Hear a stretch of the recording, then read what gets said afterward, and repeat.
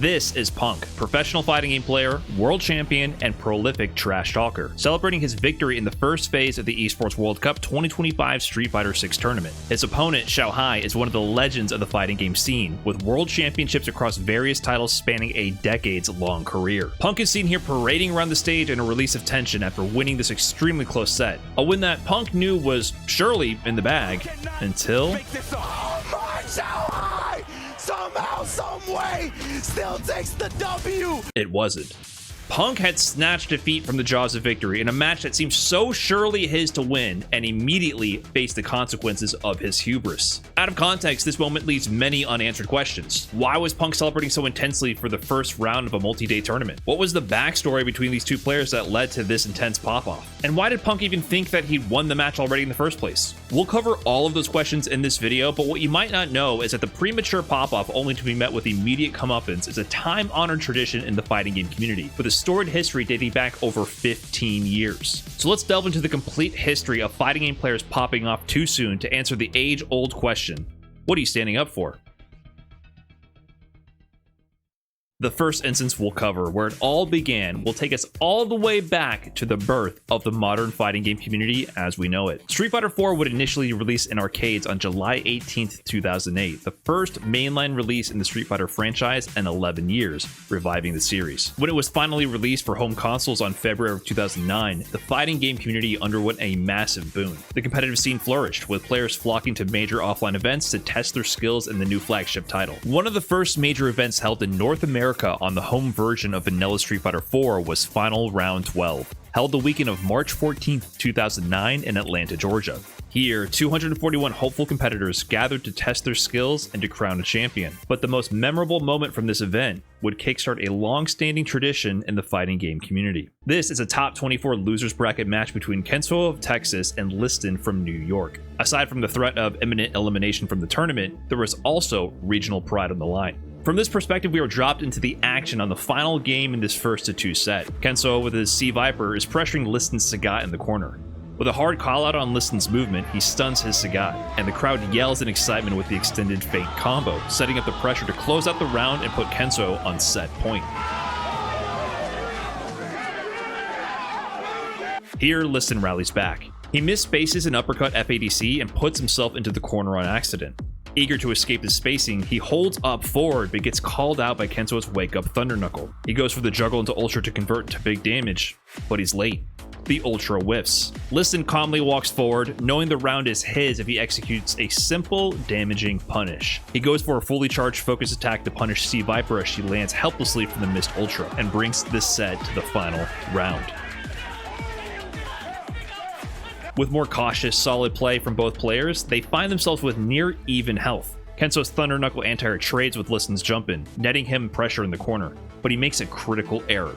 When attempting a heavy punch into a Thunder Knuckle feint, he accidentally lets the Thunder Knuckle fly, opening him for punishment, even death at this health. In a panic, Liston punishes the best he could in the presence of this surprise opportunity, with a back throw. After a cross-up attempt leads to another scramble in the corner, Liston secures a second back throw, leaving Kensou with a pixel of health remaining. At this point, any touch, any grab, even blocking any attack would eventually lead into chip damage, and therefore elimination from the tournament. Liston, understanding he just needs to force Kensou to block an uppercut, goes for a tight jump and angle, where a wake-up invincible attack from Kensou would simply whiff, but Kensou wakes up with a jump of his own. And before Liston can realize what is happening, he already had committed to the uppercut to secure the chip, and completely whiffs. Liston is defenseless as he flies into the air with his misplaced Tiger uppercut. Kensou has the opportunity to steal the game from the jaws of defeat if he just converts into his Ultra combo, but he's late.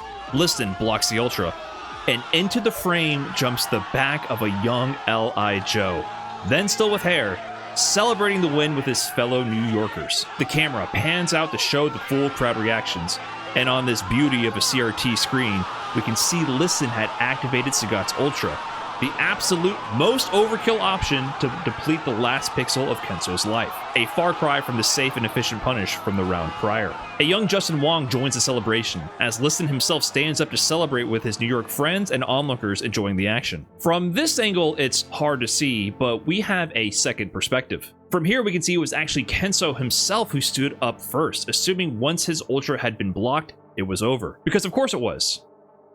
But was it? Here, for a few frames, you can see Sagat's Ultra with its initial lunging Tiger Knee attack has cleared straight over Sea Viper's head, and he continues in the wrong direction, whiffing the final uppercut. And Kensou sees it as well.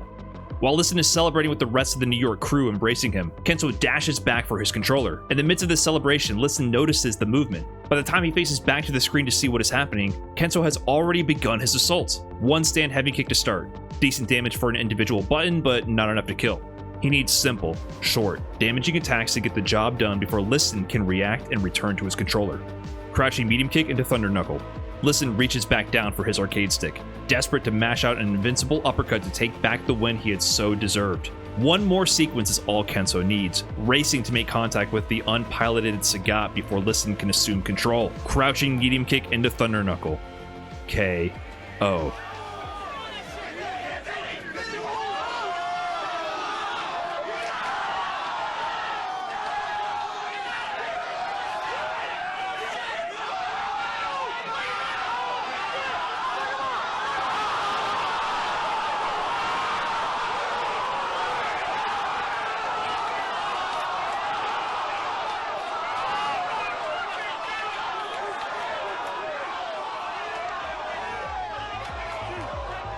Kensou stands up again from his controller, this time not in defeat, but as the victor. The rest of the crowd comes alive while the crew from New York looks on in disbelief. And thus, Kensou would go on to make a top 8 finish, with Justin Wong eventually taking the crown at this tournament. But Final Round 12 would not be remembered for the bracket itself, but rather this moment shared between these two players. And while this moment was the first recorded instance of a fighting game player popping off too soon, the next example we have would have a generation of players asking for years to come. What are you standing up for?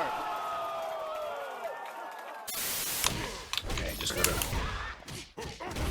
Oh, I got you. Yes! Yes! Yes, yes. Wait, no.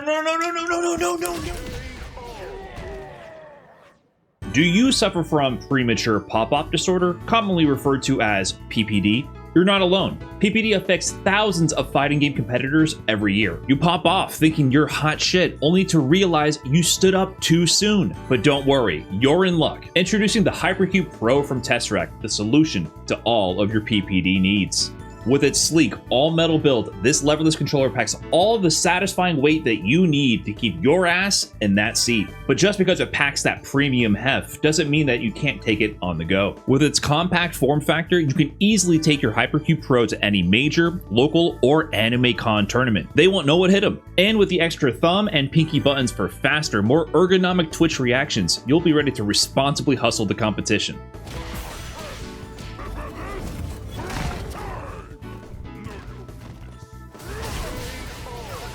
Thanks Tesseract and the Hypercube Leverless Pro, now I never pop off too soon. Thank you Tesseract for sponsoring this video, please pop off responsibly.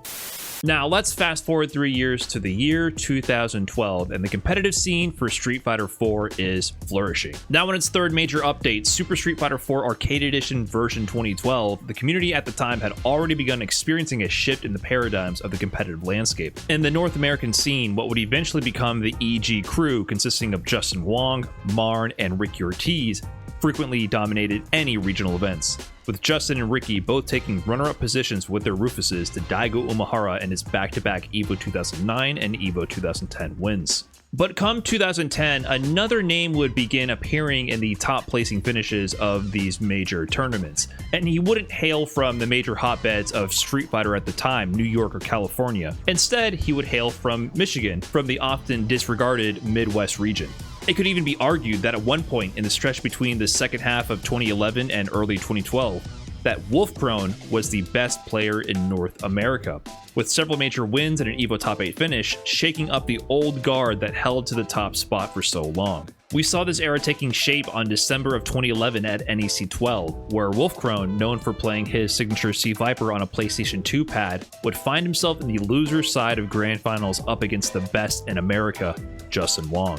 The Grand Finals that followed between the two would cement this schism in the North American Street Fighter scene. Legend has it, Justin Wong, who sent Wolfkrone to losers earlier in the top 8, offered to split the prize pot with Wolfkrone before the grand finals match had begun, which Wolfkrone had supposedly agreed to. Both players would combine their guaranteed first and second place prize money and split it evenly, regardless of who won the actual tournament. With prize pools often being extremely top heavy, this would ensure both players received a decent payday rather than only the first place finisher. We might look back at this now as a questionable practice, literal collusion between the grand finalists of this event and harming the competitive integrity of the tournament, but this was the pre-esports era of the FGC. This was just the culture of the time, and it could even be looked at as generous from Justin Wong. Wolfkrone was going to the grand finals on the loser's side and needed to win 2 first to 3 sets, where Justin only needed to win 1. Perhaps Wolfkrone had a change of heart after taking the first set in an uncomfortably close 3-2 last round scenario to reset the bracket.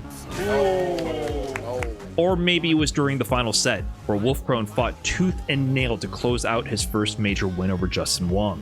Wow. Wolfkrone. Or perhaps there was simply a case of miscommunication between the two parties, where Wolfkrone had a hazy understanding of what Justin was proposing and was focused more on just winning the tournament at hand. As legend would have it, Wolfkrone would go on to keep his lion's share of the prize money for himself, denying any agreement to split the pot. A few months later, at final round 15, Wolfkrone would be missing for several hours after his top 32 match was called, delaying the bracket and eventually leading him to be DQ'd into losers. Arriving shortly before being fully DQ'd out of the tournament, Wolfkrone worked his way to top 8 losers side, where he then took out America's best, winning against Ricki Ortiz, Pierre Balrog, Forwood, and Dominion, all without dropping a single game. There it is. He goes down 0-3. Justin and Wolfkrone would meet again in another grand finals, once again with Wolfkrone coming from loser's side. This time, there would be no friendly offer to split the pot. The grand finals that followed could only really be described as a wash. Aside from one game in the first set, Justin would be unable to control Wolfkrone's offensive onslaught. In the final game of the tournament, even the commentators remarked that Wolfkrone was toying with America's superstar. He's playing with him. Really? He wants to do it again, and he did it again. Ah, Wolfkrone! Wolfkrone would take another major over Justin Wong. This string of events would not just cement Wolfkrone's status as potentially the best in America at this time, it would also represent a public turning point in his relationship with the EJ crew and the old guard, as rumors spread throughout the forum posts and lost tweets about these perceived slights. On May 27, 2012, the best in America would meet again in Chicago, Illinois at the Ultimate Fighting Game Tournament 8, commonly referred to as UFGT 8, the premier Midwestern event of the era, and the precursor for what would eventually become Combo Breaker, one of the largest fighting game events in the world today. Here, Wolfkrone finds himself in the loser side of top 4 as the sole Midwest representative looking to defend his home turf. His opponent is Ricki Ortiz, already a legend in the scene from her multiple EVIL Grand Final appearances across several titles, including, of course, Street Fighter 4. After Ricki took a convincing first game off of Wolfkrone, he fought back to tie up the set. In the first round of the final game of this 1-2 set, Wolfkrone, down heavily in life, lands an EX Seismo super jump burn kick combo and looks to convert into his ultra to begin the comeback. But he drops. No! In the following round, Wolfkrone gets Ricki Ortiz down to chip kill territory and feels the pressure looking to secure the final hit without getting himself clipped, and in turn, eliminated. He lands the final anti-air Thunder Knuckle and breathes a sigh of relief. It's down to the final round. Ricki Ortiz finds herself in the vortex of Sea Viper's burn kicks, unable to determine which side of the left-right mix-up Wolfkrone is going for. With the likelihood of the next hit stunning Rufus and leading to Wolfkrone's win, Ricki lands a neutral jump into a combo conversion into EX Galactic Tornado. On the knockdown, she approaches for pressure, taps the light kick, and walks forward to catch Wolfkrone flinching with a button or a crouch check. If this dive kick lands, it's an easy target combo into ultra conversion for Ricki Ortiz to take the win. But Wolfkrone doesn't give a move for Ricki Ortiz to clip. He instead responds with Heavy Punch Thunder Knuckle FADC into Ultra 1, calling out the offensive technique and converting into big damage. Before they can even cut to the player cam, Wolfkrone is out of his seat, sporting a full smile, both arms in the air in celebration. But only for a second. His smile quickly dissipates as it dawns on him that the game is not yet over, and Wolfkrone takes to his seat as the Ultra animation completes. One more hit is required. His Sea Viper takes to the air for the left-right burn kick mix-up. Ricki gets the autocorrect fully invincible EX Messiah kick to blow through. One hit for either player can kill. On this knockdown, Wolfkrone, who had been so persistent in using Sea Viper's many varied wake-up defensive options, in a rare moment, blocks. Ricki Ortiz has the read and goes for the regular back throw. This back throw sets up the safe jump for Ricki to approach. After forcing the block on the jump in, Ricki dashes forward, and she knows that Wolfkrone must flinch.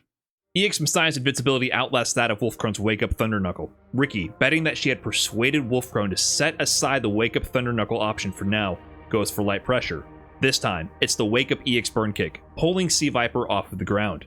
Ricki blocks accordingly. Now, both players are at point blank range. Invincible reversals from either side could potentially lead to their elimination from the bracket. Wolfkrone has frame advantage here to move first, but EX Messiah, with its massive amount of invincibility frames, is a massive threat. A properly delayed one can even power through his own Thunder Knuckle. He decides the best play here is to block and punish.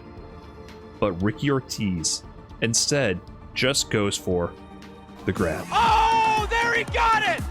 Oh, Wolfkrone is, look at this, look at Ricki, what are you standing up for? What are you standing up for? UFG T8 would conclude with an all-EG Classic Grand Finals between Justin Wong and Ricki Ortiz in the Rufus Mirror match, with Justin Wong taking the title. While Wolfkrone would remain a consistent top-level threat in Street Fighter IV and into his first years of Street Fighter V, he would fail to capture the same magic that propelled him to major first-place victories against the best America had to offer, with this moment signifying the end of the year of Wolfkrone. And thus, for the next decade plus, whenever a fighting game player stands up before the set is truly over, the commentators and fans alike would ask one simple question. Ricki, what are you standing up for? What are you standing up for? This moment gave us the infamous quote, but the next moment would cement the legacy of the premature pop-off around the world.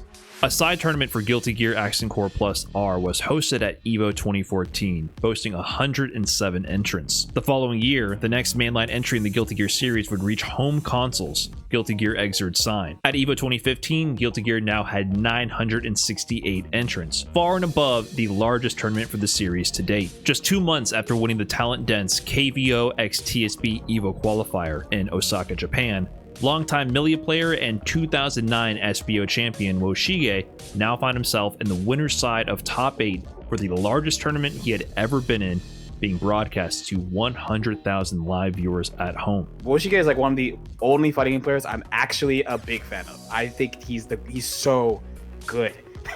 I just don't understand how he's so good. Every time I see him play, like he got me to just play Milia. That's the reason why I play Milia, is because of him. He's set to play the legendary 3-time SBO champion, Ogawa. Woshige would go on to say that he had waited a decade for this moment, that it was the match of his dreams. But this match did not just represent a chance for Woshige to go up against one of the legends of the scene on the largest stage the community has ever produced. It was also a chance for Woshige to reveal the world what he had been working on behind the scenes for so many years. Before the match begins, Woshige unbuttons his plaid shirt to reveal what would go on to become an iconic piece of clothing. A bright red t-shirt with the yet-to-be-released Street Fighter V logo laid proudly across the chest. A strange choice in fashion for someone who exclusively competed in Guilty Gear. This was Woshige's first public announcement that he had officially been working as a Capcom employee for years. Starting as a tester in 2007, he worked his way through the company ranks, and was then promoted to the title of Battle Director late into Street Fighter V's development, given the responsibility of designing the gameplay systems and balancing the upcoming title. He was proud of this professional accomplishment, and proud to be competing on that EVO stage. But there's a match to be played. After 2 close rounds, Woshige and his Milia are unable to finish off Ogawa's both impressive and elusive Zato. Oh my god, again with the sandwiches. Woshige doesn't make any effort to hide the stress and pressure he's feeling in this moment. He takes a moment to compose himself, to weakly raise his fist to the supporters in the crowd cheering for him. He takes a sip of the single drop of water from his already empty cup for relief from the dry Vegas air, and places his face in his hands to compose himself before the next match. Meanwhile, Ogawa simply reviews 2 small sheets of paper, presumably notes to mentally focus himself at the task at hand. He steals a glance at his opponent. It's impossible to not notice for both Ogawa and the audience how important this match is for Woshige. Ogawa finds an early start in the second game. Woshige trying to figure out what to do here, could not find any options, pretty much lost all of his life. But Woshige finds an opening to turn the momentum in his favor and ties up the set. Block this out, Woshige. and he gets caught low. Woshige again takes a moment to compose himself before going into the final game. Woshige bringing it back, 1 game apiece. Woshige tries to navigate around Ogawa's offense, scrambling to escape the corner, but Ogawa's pursuit proves to be too much, netting him the round and putting him at set point. Down to his last 15% of health, Woshige gets caught low and is forced to burst to save himself in the set. He runs in, finds the hit, and with supreme awareness, routes his Emerald Rain Super into the Cinematic Super, locking Ogawa out of any burst options to secure the KO, taking this set to the final round. Hell Pockets and Ryan Hunter on commentary highlight just how clever the play is. So smart! Oh my God! Genius! But as the feed cuts back to the player cam, Woshige inexplicably stands from his chair, hands raised in the air, a complete release from the stress and pressure that had just weighed upon him a moment ago. Perhaps a brief mid-round celebration was the first assumption from onlookers, but as the moment lingered just a tad too long, the commentators, and more importantly, Ogawa, took notice.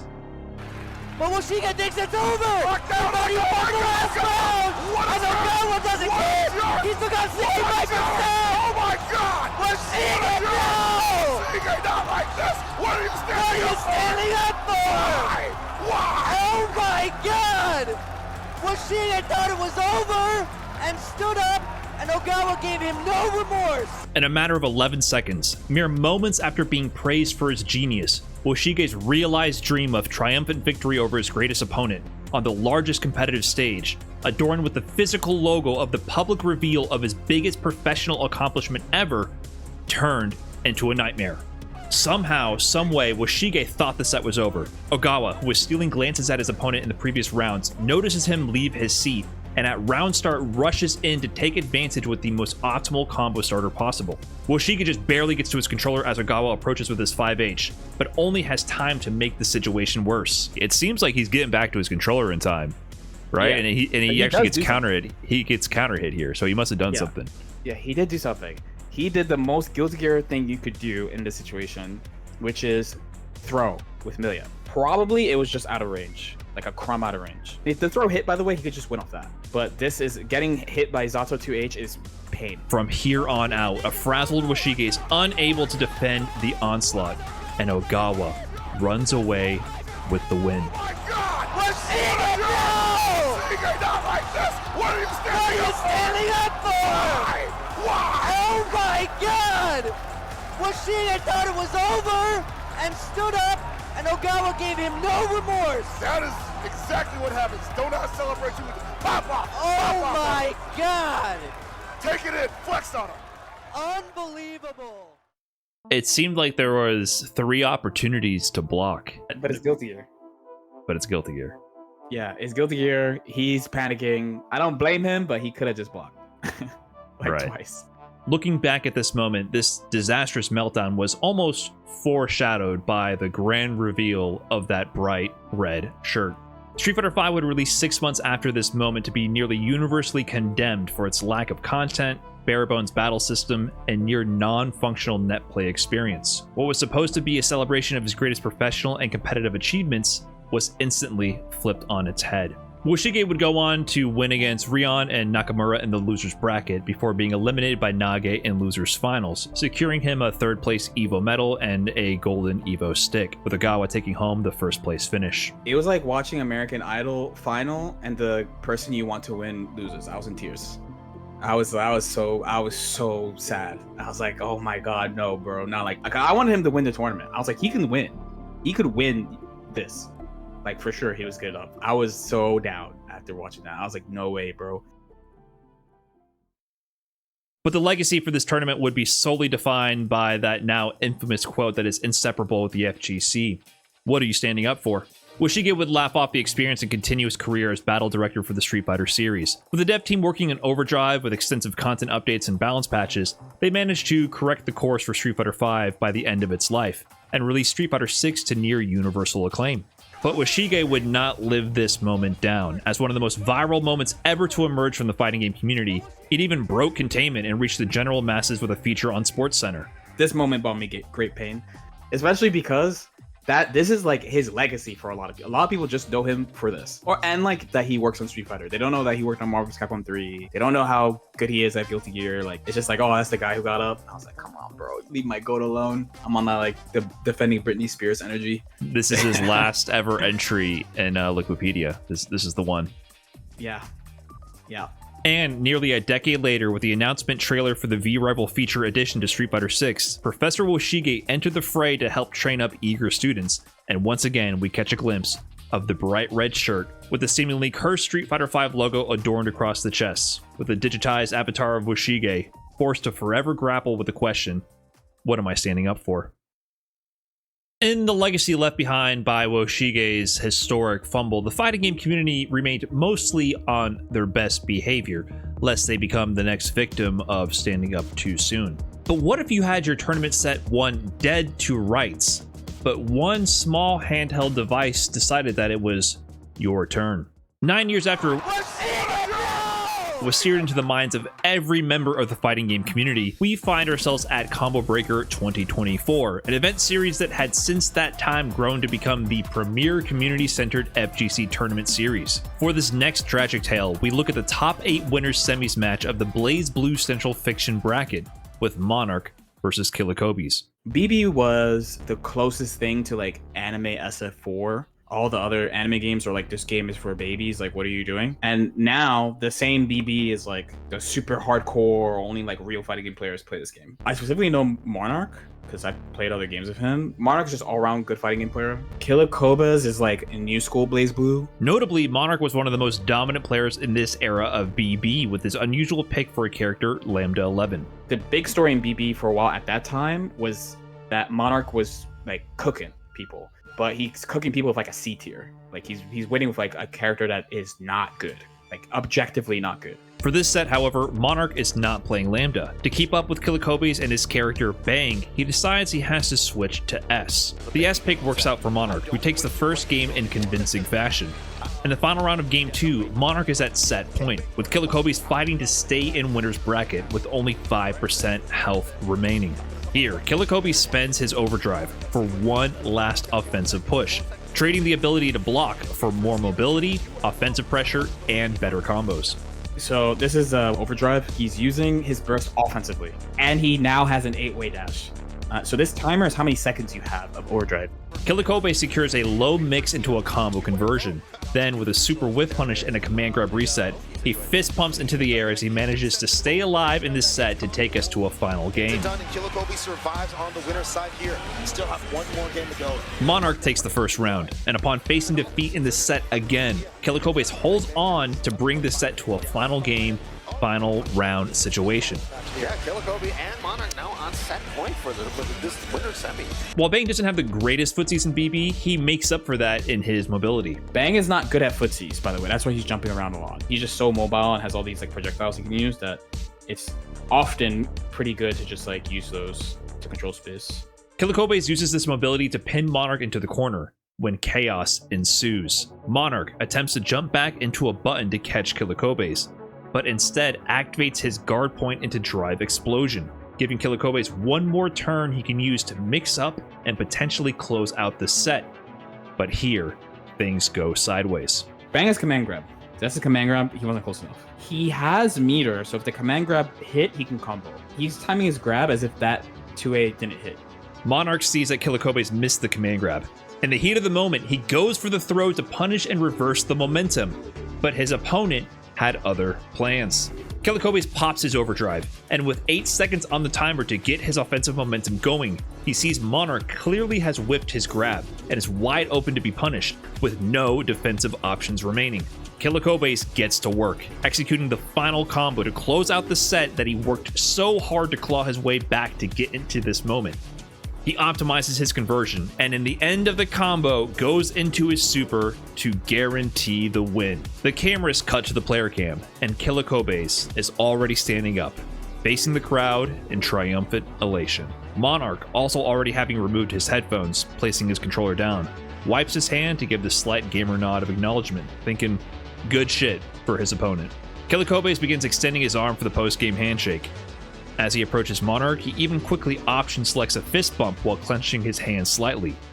But Monarch eyes something interesting on the screen. 100 meter to go. Plenty of nails in order to go for a double super. Let's see if Kilogobi can get it. This is definitely going to be it. And Kilogobi messing up the combo here. Something happened. His controller might have died. Oh, Guys, no. I'm not Why are sure you what's going standing on. up for? What are you standing up for? What are you standing up for? He stood up. What are you standing up for? In a surprising set, he messed up the command grab. Monarch shaking his head. What have you done, Kilogobi? You have fumbled the biggest bag possible. His winner's finals ticket has been refunded. Oh my god, bro. Oh my god. That's hilarious. Okay. My man is mashing so hard in hype, he accidentally Roman cancels the super before it's over. It's called rapid cancel officially. So the game has a message that tells you that he did it. Rapid, right here. Kilokobes had the game in the bag. All he had to do was literally not press Roman cancel. But that's exactly what was pressed. Monarch, noticing this after the fact, managed to secure a punish on the AFK Kilokobes, putting him into the corner, where Kilokobes, now present, is forced to guess one last mix-up, where he then fails to defend the instant overhead and loses the match.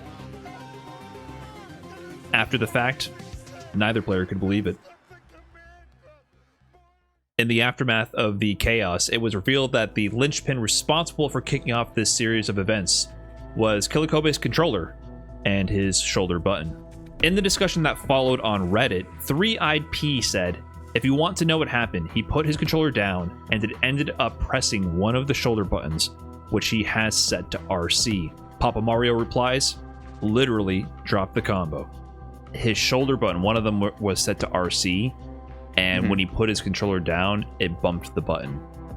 So it was playing on pad, and however, I don't know if he popped off and did a little toss or set it down just at the wrong angle, but his macro on the pad hit RC when he stood up to pop off and cancel the super. Pain. It'd be like that sometimes, man. Kilokobes would make the loser side run to return to Grand Finals versus Monarch, but would unfortunately not be able to redeem himself, failing to reset the bracket and losing 3-1 in the first set of Grand Finals. To seal the deal, Monarch. Look at that silently. Who knows? In an alternate timeline, we might be sitting here talking about Kilokobes and his clutch factor in winning Combo Breaker 2024. But with the help of one small shoulder button instead, we are reminded of the eternal question. Why are you standing up for? What are you standing up for? What are you standing up for?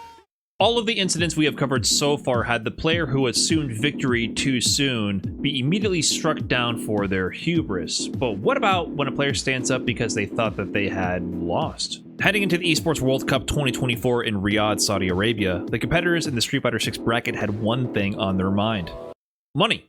Esports World Cup, with their unlimited funds via the oh-so-generous Saudi government, featured an eye-catching $1 million prize pool, and with the introduction of the Club Championship, giving away millions to esports teams based on the cumulative performance across various featured titles, the best players from all over the world entered the fray to qualify into this event. Just to give some perspective, this event is so stacked that Punk, who just won EVO 2024 a few weeks prior, went 0-2 in his group stage and then was immediately eliminated. Punk the God is out of EWC. Oh my God, Punk is out. Punk is out. Another young American player looking to escape these pools of death was Nephew. In fact, you could argue that he was highly motivated to succeed at this event, as just a week prior, Nephew publicly announced that he had quit his job as a Google engineer to pursue being a pro gamer full-time. That prize money must have never looked more enticing. After eliminating Oil King, he would be going up against Tachikawa from Japan. In this bracket, Tachikawa was something of a dark horse. At this time, he was primarily using Ed, a popular top-tier character pick. But he wasn't just any Ed player. Tachikawa was using modern Ed, at a time where the overwhelming majority of top players were using classic controls exclusively. This gave him a unique take on the character, whose dominant neutral control was balanced by his slower, shorter range psycho upper anti-air. With Modern allowing him faster reactions with his one-button specials and supers, his anti-air game was completely different from other Ed mains, at the cost of losing access to key normal moves in his kit. Out of the gate, this unorthodox pick gave Tachikawa an edge in the set. Despite getting rounds in both games, Nephew quickly found himself down 0-2 and 1 round away from elimination from the Esports World Cup. In the final round of Game 3, with his tournament life on the line, Nephew wakes up with a level 3, which, if blocked, would have meant certain death. It lands, and in a series of clutch reads later, Nephew gets his first game on the board to start making his comeback. In the final round of the next game, Nephew goes for another wake-up level 3, risking it all again, but manages to be correct a second time, and he goes on to tie up the set 2-2. Yes, it is! My nephew! Off the back of another wake-up reversal, level 3. And suddenly, after being down 0-2, Nephew finds his first lead of the set in the final game after winning the first round. Tachikawa now finds himself in the corner, one touch away from being eliminated in turn in a reverse 3-0, looking for any opportunity to turn the tides, when Nephew gives it to him. Nephew goes for the surprise drive rush approach, but once again, Tachikawa's unorthodox strategy gives him an edge. Modern Controls gives him access to all of his supers with the press of a single button, which, just like with his anti-airs, lets him react super through any approach from the opponent much more effectively than his classic control using peers. If done early enough, Jury would be stuck in the startup of the drive rush, unable to cancel into block and forced to eat the level 3. But before the window where you can block, you are allowed to input any offensive attack, and Nephew knew he had only one appropriate response left: his own level 3 in return. When two supers collide, the rule of thumb is the second super always wins, as it retains its invincibility longer, punishing the first super as it runs out of its own. Seeing the super start up, Tachikawa removes the headphones, stands up, and with a slight grimace, gives the gamer nod of approval as he processes his elimination from the Esports World Cup after being originally up 2-0. Except, his super is the one that won. Wait, Tachikawa thinks it's over? You see, the average level 3 in Street Fighter 6 has 13 frames of invincibility, including Jury's. Ed's, however, has 14. This 1 frame difference meant that Jury's super ran out of invincibility just before Ed's, to the surprise of both players. Strangely, Tachikawa even sees Ed's super animation start up, but frazzled from the tournament nerves, thinks he's watching Jury's level 3 instead, both featuring a similar purple motif. Here, the commentators pick up on Tachikawa's mistake and try to figure out, did he stand up because he thought he already won the set, or stand up because he thought he lost? Wait, Tachikawa thinks it's over? Yeah, what's he doing? Why did he stand up? It's not over. Wait.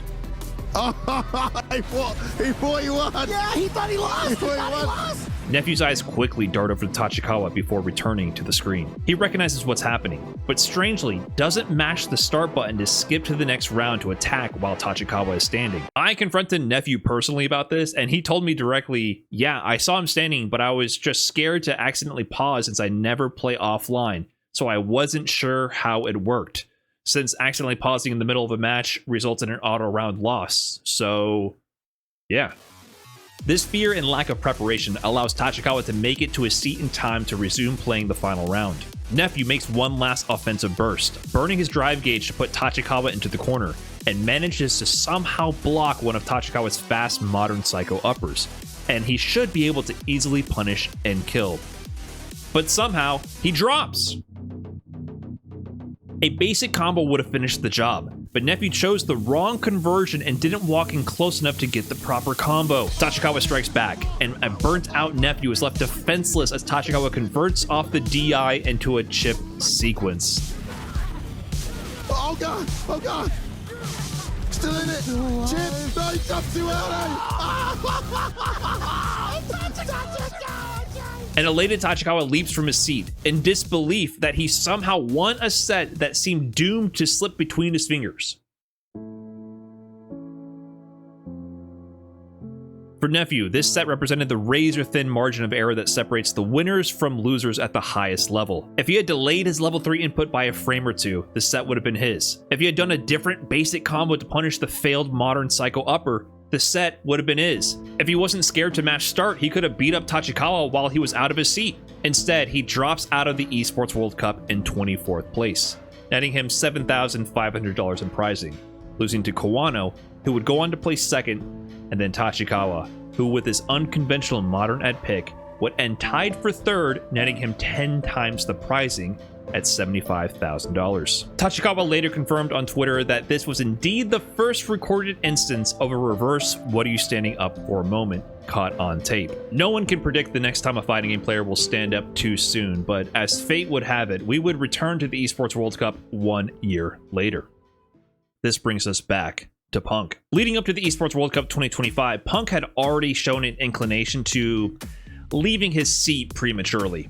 In his legendary run to become the EVO 2024 champion, Punk qualified to top 8 winners by defeating Tokido, the very same player that stopped him just short of winning EVO in his rookie season back in 2017. Even here in this moment, after a surprise DI allows Punk to convert to his level 3, he is out of his seat in celebration, while Tokido remains laser focused on the screen. Tokido is frozen in his chair.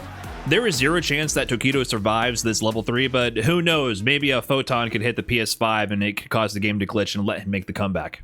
This level 3 would of course kill, and Punk would go on to make history that weekend, but only a few months later, Punk would finally have his moment. In the winners finals of DreamHack Atlanta 2024, Punk was going up against Noah the Prodigy. These two were currently involved in a public beef over their clashing personalities from their time at Street Fighter League US, so personal pride was definitely on the line. Punk looked primed to take a 3-0 victory, and after a well-timed wake-up level 2, stood up to place the fist bump in sportsmanlike manner, only to realize Noah was not dead. Without enough time to get back to the controller to plan his next move, Noah lands the jump in to steal the game. To a screen back throw. After the Avenger, wake up super to avoid the fireball. Crack the back, and just like that, the one touch. Goes it back down. What are you standing up for? What are you standing up for? No! It had to happen. Noah, hands on the stick. He's ready to go. Punk, unfortunately, lets one slip away, and it's 2-1. Punk would go on to claim the next game in the set, and then later take the grand finals with a 3-0 finish over Noah the Prodigy, becoming the first player in the FGC to have a "what are you standing up for" moment and still go on to win the tournament. After several close calls and finally getting bit once, one would assume that Punk had learned his lesson about standing up too soon. But as Punk sat down to play against Xiaohai at the Esports World Cup 2025, the stakes were much higher than were immediately obvious. Wins over players of Xiaohai's caliber would be nothing new for Punk. In his debut rookie season as a full-time professional in 2017, Punk either won or got second 74% of the time in all major Capcom Pro Tour events. In terms of CPT points, which are awarded based on your placements over a competitive season to rank players globally, he had nearly 1,000 more than the second-ranked player at the time, Tokido. He then would go on to repeat this #1 global ranking again in 2019. Detractors of Punk's talent would often cite his lack of major Grand Slam victories as a slight against him. How good could a player be if he never brought home the big trophy, a Capcom Cup or an EVO win? He got close in his rookie season, where it was said that Tokido stole his soul in that EVO Grand Finals and put the cherry on top with the taunt combo as he dismantled the young favorite to win it all. Genius the taunt! He did a taunt combo to Punk in Grand Finals of EVO? 7 years later, he would finally find himself in Grand Finals of EVO once again, this time for Street Fighter 6, and he would win the title in the very last game and in the very last round. Oh yeah, and remember, he also beat Tokido on this run to qualify for top 8, you know, the one where he stood up before the KO. But for all his accolades, Punk had not secured the largest purses available in the world of Street Fighter. Sure, EVO has the legacy and is widely acknowledged as the most known and prestigious fighting game tournament in the world, but for all its fanfare, Punk took home $21,116 for placing first in a 5,279-man tournament. Nothing to scoff at, but a far cry from the $1 million prize pools for Capcom Cup, and of course, the Esports World Cup as well. Less than 3 weeks after claiming his EVO title, Punk would compete for the $300,000 first place prize at Esports World Cup 2024. He would then proceed to go 0-2, bowing out of the tournament in the first round, tied for 32nd place. And the winner of that tournament would go on to be Xiaohai. The then 35-year-old fighting game legend from China, Xiaohai re-established himself as one of the premier Street Fighter 6 players in the world. It had already been long concluded that he was the greatest King of Fighters player of all time, with 4 EVO wins and championships spanning multiple eras and iterations of the franchise. His talent was recognized early on, as this feature in a Chinese newspaper from the year 2000 highlights the legendary kid, then 12 years old, who had been known to win KOF tournaments since he was 9. In the world of Street Fighter, he had major international tournament titles spanning from Street Fighter IV to Street Fighter VI, including the Street Fighter League 2023 World Championship. And in that Street Fighter League season, Xiaohai and Punk would infamously cross paths, with Xiaohai in his second language asking Punk before their Week 6 regular season match. Some might have seen this interaction as Xiaohai attempting to lighten the mood with some banter, even veering on the side of being friendly. Punk, however, saw it differently. After winning the first game, Punk would sarcastically return Xiaohai's remarks, with some extra theatrics included. Are you nervous, Xiaohai? Oh my God! You're playing America's best! He would proceed to double perfect Xiaohai in the second game, and his team Nasser would finish the regular season with a perfect 10-0 record. The double P, look at Pop! Look at Pop! In the grand finals of the playoffs, they would meet again, but this time, Xiaohai would be the one to get in the final question, to be the asker of who is nervous. That's 2 rounds! Who's nervous Oh, he now? took us back to Who's nervous now? The pop-off from Xiaohai to Punk! Oh my... Team Bandits would go on to take the Street Fighter League USA title over Team Nasser, and then the world title as well. This feud between Punk and Xiaohai would inspire a tirade of memes, with the Chinese netizens here leading the charge. As time passed, with the magnitude of the EVO and Esports World Cup titles shared between the two, the beef was publicly squashed at the conclusion of Esports World Cup 2024. Punk would even go on to lead his team FlyQuest to take Street Fighter League USA 2024 title the following year as well. However, as the two sat to play in round 1 the following year at Esports World Cup 2025, it was hard to go into this match without the weight of that context and history between these players, the unspoken tension palpable to anyone who had followed their journey thus far. Even if these two had settled the beef, the fans had not let it go. While Punk had established an early 2-0 lead over the reigning champion, it wasn't without struggle. Xiaohai was mere pixels away from chipping Punk out in the final round of the second game, but with this initial hit of Mai's cartwheel leaving Punk with a shred of life and Punk's drive gauge recovering just before the final hit connects, Punk is able to punish and close out the game. Oh my, he was just too late and put the gun. He's got his arms up right now. One more to go. Punk would find himself at set point, but with a surprise drive rush overhead, Xiaohai would steal the game. Xiaohai burst out the gates with a drive rush overhead. And the next one handedly as well, to bring the set back to 2-2. And man, just like that word, we're 2 up. We're 2 up just like that, Xiaohai. In the first round of this final game, Punk would be forced to block Mai's charged fireball. With less than a throw's worth of life remaining, this projectile would give Xiaohai the chance for one final attempt to take his first lead in the set. Punk, not willing to take any more pressure, risks an invincible reversal. And it connects. Top one. Oh, the DP after blocking it. Here you can see just how much this match means to him. With a powerful yell and a clap of his hands, he looks to close this out. With 12 seconds left in the next round, any touch from either player will lead to their death. Punk secures a throw and attempts to catch Xiaohai off guard with a sneaky drive rush into DI. Xiaohai defends with his parry and spends the meter to bait Punk into expecting a throw, getting the shimmy, to bring this set to the final game, final round. Xiaohai secures an early lead with an overhead reset combo into his level 3. Xiaohai actually goes for the overhead reset. Any touch now will kill Punk and earn Xiaohai the set with a 3-0 comeback. Punk finds a whiff punish on Xiaohai's poke with his dive kick and converts. Dashing in for the next mix, nearly any touch will kill if he converts into his CA. And here Punk does something unusual. Not anything unusual for Cammy, Punk's character, but unusual for Punk himself. He goes for the OD hooligan into grab, a risky maneuver where if Xiaohai had simply held down back, the grab would whiff and result in Punk's loss. Usually a risk-adverse player, it is out of character for Punk himself to go for such a play, where the win or loss is decided on this one interaction. But this out-of-character play works. Xiaohai stands last second, potentially fearing the hooligan slicer overhead option, and gets grabbed. Punk converts with a drive rush heavy punch into drill, and finally, the critical art. With Xiaohai's life in the yellow, which occurs when you have 25% or less health remaining, CAs are all but guaranteed to kill. Punk has seen critical arts deplete life bars in this range 1,000 times. He pulls the headphones off, stands up from his chair, lets out a roar, and circles the stage triumphantly. In a later interview, Xiaohai would say it was the only thing that he could manage to hear past his noise-canceling headphones. But just before the final strike, Punk momentarily pauses his celebration and takes a moment to see the words that would decide the match appear on screen. The KO. Perhaps he wanted to savor the ultimate conclusion of his victory. Or perhaps he got the sense in this moment that something was not quite right.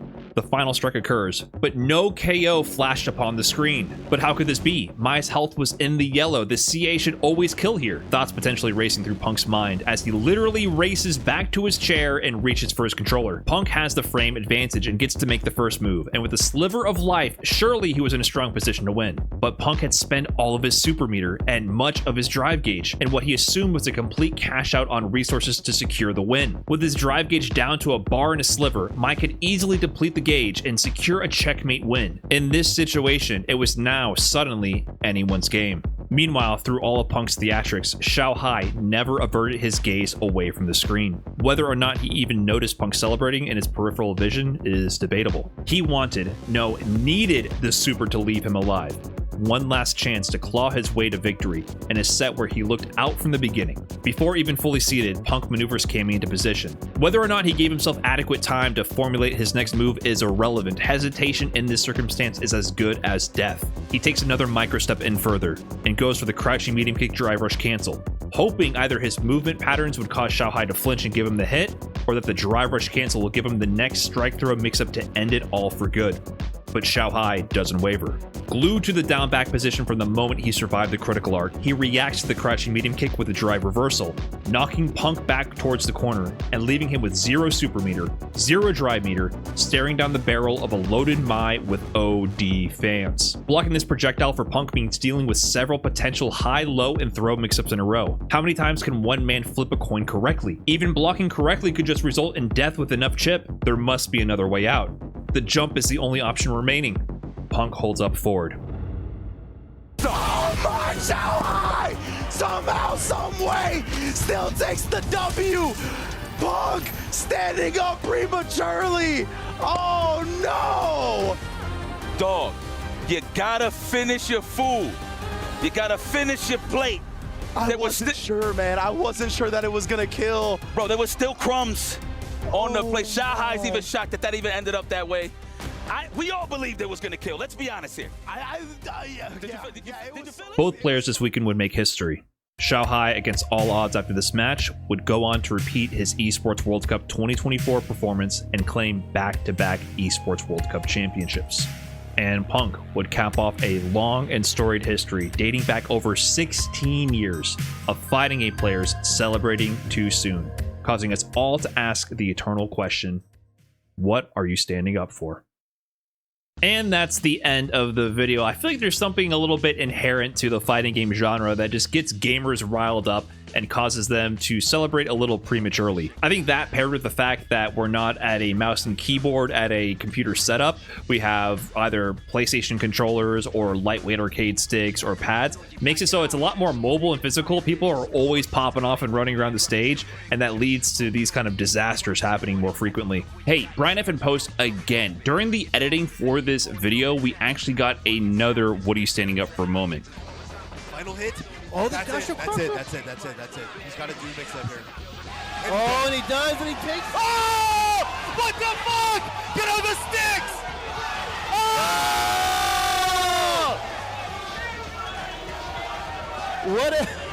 What are you standing up for? Oh! What are you standing up for?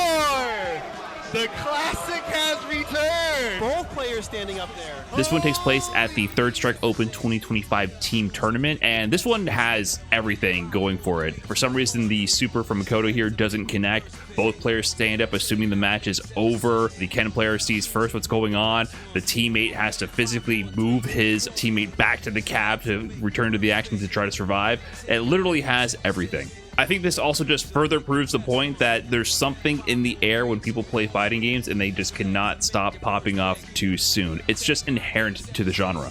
Okay, back to old Brian F. I wanted to give a big shout out to the Yuckster who did a similar video covering this same topic. He got to it a lot faster right after the Punk Esports World Cup pop-off.